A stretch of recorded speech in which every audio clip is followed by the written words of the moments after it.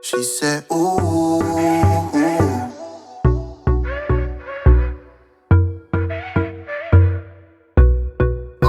She told me that she love how I sound, yeah. Feel like I'm on drugs when she round, yeah. You been messing with them scrubs in town, yeah. Let me show you what this loving about, yeah. She dripping in that Dolce. Shorty know the street, she going both ways. Hips switch side like slow pace. Loving what I'm seeing, baby, rotate now, rotate, yeah. That body looking so. Herzlich willkommen zu einer weiteren Cook & Flex Historie, die hier entsteht. Susi möchte ich echt mit so viel Begeisterung einfach begrüßen, denn diese Frau flext anders.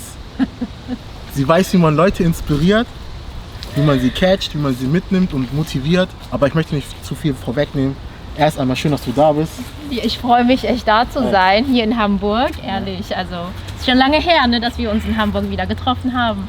Das letzte Mal, wie war es das letzte Mal? Wo waren wir nochmal? Abgesehen vom Feiern, meinst du? Genau. Da waren wir am Hafen, Masterchef, 2017? 2017. 2017, ey, das ist krass. Schon lange her. Ja. Aber bevor wir den Leuten erzählen, was es heute gibt, ganz kurz. Wer bist du? Was machst du in 3, 4, 5 Sätzen? Okay. Wir werden sowieso noch mehr von dir erfahren heute. Ja, also ich bin Susi, ne, wie schon 1000-mal erwähnt. Das ist mein Mikasa Sukasa, also das ist mein kleines Zuhause hier im Hintergrund. Und deswegen stehen wir auch davor und kochen heute ein Gericht, was ich echt gerne koche im Van, weil es einfach sein soll, weil es schnell gehen muss und weil wir auch irgendwie nur eine Herdplatte haben. Ne? Und man arbeitet auf jeden Fall so mit den geringsten Sachen. Ich bin eigentlich nicht so oft in Deutschland, weil ich viel rumreise. Also jetzt überwiegend in Europa. Und jetzt geht es aber bald los. Also wenn Corona dann vorbei ist mit Amerika. Also so viel zu meiner Person. Wow, wow, wow. Also Leute, sie hat auf jeden Fall ihr Zuhause immer dabei. Ich möchte natürlich, dass die Menschen drinnen erfahren, warum du dich überhaupt auf den Weg gemacht hast, diese Reise anzutreten mit deinem Van durch die Welt, was dich motiviert hat, was dich inspiriert, das möchten wir heute auf jeden Fall wissen. Aber ich denke auch, die Leute wollen auch wissen, was kochen wir denn heute? Ja, ja. Wie nennt sich dieses Gericht? Also ich würde mal sagen, das ist so eine Abwandlung von dieses wie heißt es noch? Meneme. Meneme. Auf jeden Fall ist es eine kleine Abwandlung, aber ohne Sujuk und ein bisschen vegetarisch. Okay. Mit meinem Lieblingsgemüse, der Aubergine. Und ja, das zeige ich euch. Also das machen wir zusammen auf jeden Fall. Okay, das heißt, das ist sozusagen das Essen, was du dir immer zubereitest im Van, wenn es schnell gehen muss. Ja, würde ich sagen. Und Okay. Nudelsuppen, aber das ist so dann meine asiatische, das ist so mein asiatischer Flow. Normal, das darf natürlich nicht fehlen. Lass uns loslegen. Womit fangen wir erstmal an Also, und was darf ich heute machen? Genau, also ich würde sagen, wir schneiden auf jeden Fall erstmal die Aubergine. Okay. Ich wasche mal so, ne? Also so auch wirklich, wie ich es normalerweise waschen würde. Ich denke, das ist Van-Lifestyle, weißt du, ich meine? Also so. Van-Lifestyle. So, und ich würde sagen, du schneidest die einfach in so 1 Zentimeter dicke Scheiben. Okay, Ja? alles klar. Und ich schneide die Zucchini, die wir hier haben, in Würfel. Die wasche ich auch dann nochmal. Nein, Susi, also wir beide kennen uns ja schon, weil wir gemeinsam beim Masterchef um 100.000 € gekämpft haben. Die wir beide nicht gewonnen Die haben. wir beide nicht gewonnen haben. Es hat uns ja extrem verändert von der Persönlichkeit her, beziehungsweise das, was du auch in dir hast, hat es mehr Ja. gefördert, dass du rausgehst und jetzt halt auch mit deinem Baby hier unterwegs bist. Was motiviert dich überhaupt? Also die Idee an sich habe ich damals tatsächlich einfach bei Instagram gefunden. Ich habe irgendwie so Bilder gesehen und das sah so traumhaft aus und das war so die erste Inspiration. Aber es ist ja auch eine Form von Inspiration, ne? Wenn man sich durch Social Media, ich glaube heutzutage gibt es in Social Media so viele Inspirationen, die man sich holen kann, ne? Egal auf welchem Thema. Ja. Und das war so das erste Mal, dass ich das gesehen habe, dass es überhaupt existiert. So Van-Lifestyle? So Van-Lifestyle und auch, weil ich dann einmal auf Teneriffa war und das erste Mal auch Surfen ausgetestet habe und da habe ich so ein paar Leute kennengelernt, die schon einfach jetzt in so einem recht leeren Van dann einfach gepennt haben, um am Morgen dann die perfekte Welle zu kriegen. Oha, so ernst? So ernst. Auf die warten und schlafen da, Ja. so wie Leute, wenn ein neuer Sneaker rauskommt, dann übernachten sie dann vor dem Store und so. Ja. Und ihr wartet auf die perfekte Welle? Ja, das war so krass. Ich warte immer noch auf das perfekte Steak. Ist das aber kein 1 cm, ne? Hast aber ein bisschen schräg geschnitten. Ja. Okay, das bedeutet, du hast dich halt inspirieren lassen durch andere Seiten. Genau. Hast gemerkt, okay, ey, die warten auf die perfekte Welle und dann? Ja, und da war dann dieser Surf-Lifestyle erstmal so, ich war voll geflasht, ich fand das voll toll. Wann war das? Ich war auf jeden Fall 21, 22, also war vor 6 Jahren. Ich bin mega gespannt, ob das hier wirklich schmecken wird. Van Lifestyle, nur eine Pfanne und das muss ja noch schmecken. So, auf jeden Fall tun wir jetzt kurz die Auberginen hier drauf und tun da ein bisschen Salz drauf, damit es das Wasser entzieht. Und damit die Auberginen danach gleich super, super weich werden, wenn wir die dann kochen. Weil sonst dauert das mit Auberginen ja immer lange. Jemand, der schon mal versucht hat, Auberginen anzubraten, der weiß das. Genau. Und manchmal sind die auch dann noch hart, ne? Richtig, genau. So. Und dass es gleich beim Anbraten auch ein bisschen schneller geht. Und wie isst man das dann letztendlich zum Schluss? Mit bisschen Brot oder kommt. Hast du Brot noch da? Nicht. Hast du nicht? Hab ich vergessen. Nein. Nein. Aber ich habe altes Brot, ich habe Toastbrot dabei. Weil ich denke mir, man sollte schon ein wenig reintippen und dann Ja. ein bisschen kosten. Ja, also Toastbrot habe ich dabei. Wir machen jetzt noch dazu sowas Ähnliches wie ein Pesto. Oh. Ich möchte jetzt eigentlich, dass du die Pinienkerne ganz klein hast, sodass es schön bröselig ist. Als ob Pinienkerne nicht schon klein sind, ne? Was? Ja, aber ich finde, das hat ja immer eine schöne Konsistenz, wenn wir so ein Pesto anrühren und es hat so ein bisschen was Härteres dabei, so ein Crunch halt, ne? Ja, absolut. Du hattest ja erwähnt, dass du nach Amerika möchtest. Und du bist ja schon länger unterwegs. Und für mich persönlich hast du in Europa eine Ausbildung absolviert. Du hattest mehrere Pannen, du hattest mehrere Situationen, wo du um dein Leben bangen musstest. Ja, das stimmt schon, ja. Und ich meine, du bist Mechanikerin, du kreierst deinen eigenen Content und all das Ganze. Also ich glaube, es ist einfach so, dass ich in Europa tatsächlich in allen möglichen Ländern einfach so viel mitgenommen habe, aber vor allem auch an Schwierigkeiten. Vor 6 Monaten war das ein Totalschaden, der Auto. Und ich habe den wieder aufgebaut. Es war ein harter Weg, dass ich jetzt wieder sagen muss, ich meine, ich bin jetzt ja auch wieder erst seit einer Woche wieder da. Also mit dem Van bin ich seit einer Woche wieder vollkommen. Und ich wohne ja normalerweise auch wirklich das ganze Jahr über drin. Nur jetzt natürlich, wo der Unfall war, war ich dann erstmal wieder in die Heimat Deutschland, Düsseldorf gekehrt. Dann erstmal wieder alles Schritt für Schritt aufzubauen. Und das hat ja auch nochmal gedauert. Hast du ganz kurz das Gefühl gehabt, dass du jetzt aufhören musst und vielleicht doch den Anführungsstrichen normalen Weg gehen musst? Ja, also das kam für mich eigentlich an sich nie in Frage. Es war für mich eigentlich klar, dass egal was ich machen würde, auch wenn das jetzt mit dem Van nicht geklappt hätte, ich wäre trotzdem nicht in so einen Bürojob gegangen. Oh. Ja, mit den Pinienkernen fertig, Ja. deswegen würde ich sagen, Oh, Kapern. aber wir nehmen nur so ein paar, das ist nur für den Geschmack. Okay. Hier ist auf jeden Fall noch eine Knoblauchzehe, die hackst du für mich, auch nochmal. Okay. Hier wird ordentlich gehackt. Ne, das sind die Kapern, alles beimischen. Einfach mal noch ein bisschen hier beimischen. Also erst bis hier mit beimischen und dann nochmal zusätzlich in die Pfanne. Ja, jetzt habe ich ein bisschen viel rangenommen. Und ein bisschen Why not? Öl. Und das sind ja so Sachen, die ich auch immer bei dir interessant fand, als ich auf deinen Teller geguckt habe beim Masterchef, wo ich mich gefragt habe, wie ist die darauf gekommen?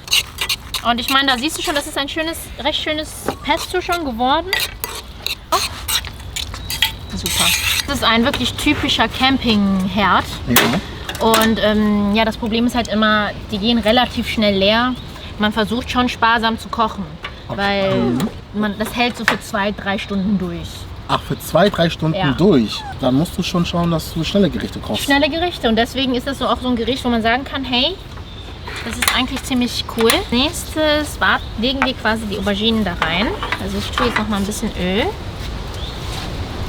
Ne, also bei Auberginen muss ich auch ehrlich sagen, ich tue echt ganz gerne viel Fett rein, weil die Auberginen saugen das ja super auf. Super schnell auch auf. Ne? Ja, super. Ich meine, dein Leben ist ja davon geprägt, dass du viel unterwegs bist. Und auf YouTube bist du auch unterwegs und zeigst ja sehr viel von deiner Persönlichkeit. Ich bin da irgendwie so reingewachsen, dass es dann jetzt auch quasi ein bisschen zu meiner Arbeit geworden ist. Ja. Ne?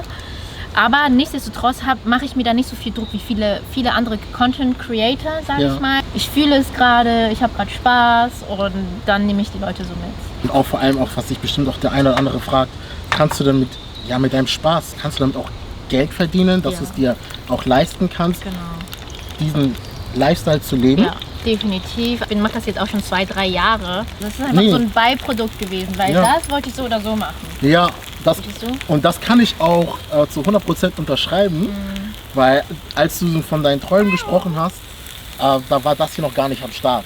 Was sollte man mitbringen, um so etwas durchzuziehen? Ja, also ich würde auf jeden Fall sagen, es wäre eigentlich schon eine gute Möglichkeit, wenn man mal vorher zumindest campen war.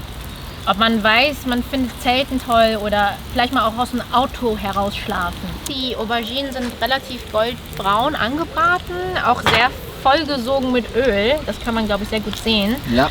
Wir haben jetzt hier gestückelte Tomaten. Ich persönlich würde noch ein bisschen Wasser rein. So. Wir machen die Flamme ein bisschen auf Low. Am Anfang hatte ich keinen Kühlschrank und jetzt habe ich einen. Und das macht das Leben echt viel einfacher. Ich habe nämlich die Zucchinis eben vergessen. Wann? Die hätte ich eigentlich ein bisschen vorher machen können. Ja, habe ich mir auch gedacht. Ja, ich habe das jetzt ein bisschen verpeilt, dass wir die noch hatten. Ach nein. Aber ist nicht schlimm. Ist dir Malheur passiert? Ja, ein kleines. Da war ich jetzt so im Gespräch vertieft, dass ich... ja. Man versucht es jetzt auch einfach. Ja, man versucht einfach, weil, guck mal, authentisch zu kochen bedeutet halt auch Fehler zu machen. Aber dann geht es halt eben darum, wie du das jetzt ausbaden tust. Das ist ja so meine Spezialität, glaube ich. Ne? Ja, das zeichnet dich ja auch aus.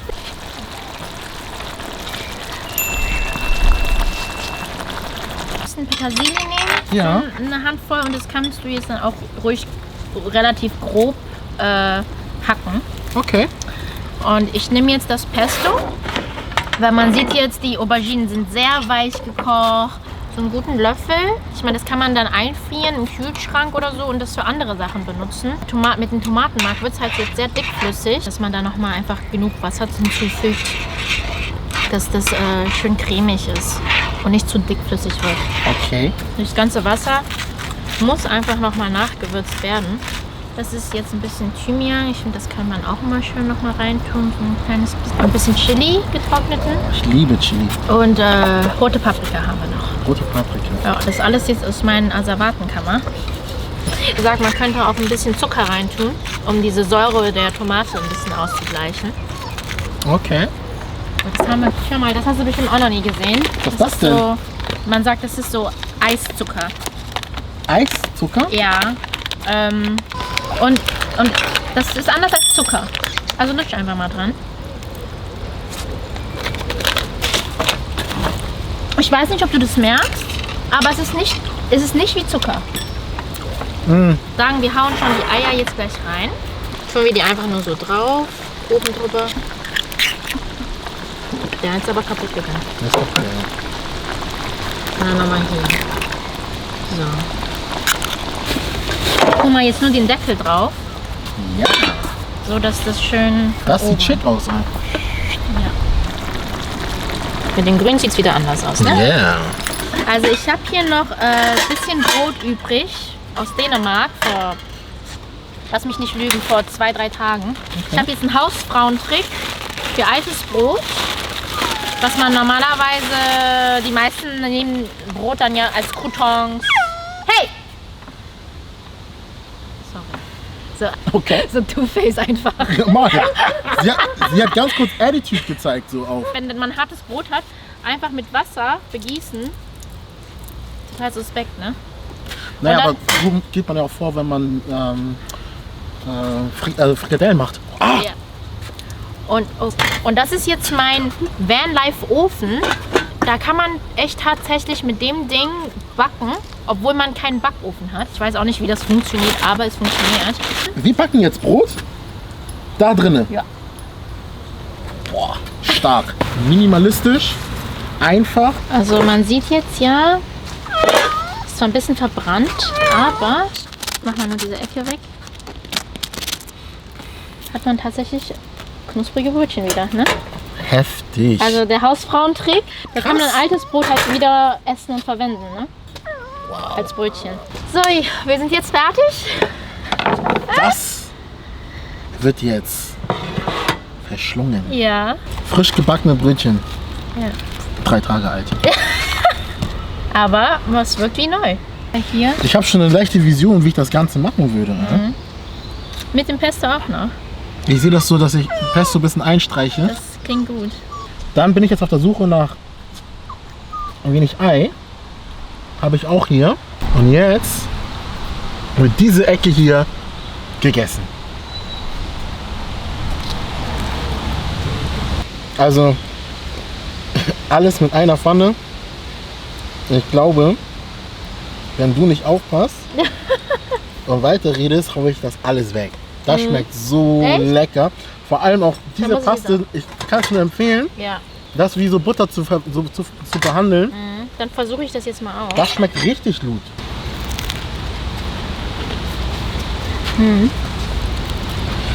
Ja, Also Leute, das schmeckt gut. wir werden jetzt weiter essen. Aha. Susi, vielen Dank einfach, dass du hier am Start gewesen bist.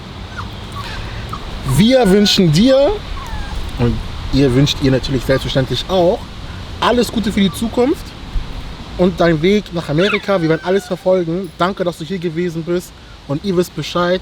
Beim nächsten Mal wieder Cooking Flex, Lordy Lord kocht, ihr wisst Bescheid. Wir sind raus. Yeah, let me show you what this loving about. Yeah, yeah. She dripping in that Dolce. Shorty know the street, she going both ways. Hips switch side like slow pace. Loving what I'm seeing, baby, rotate now, rotate, yeah.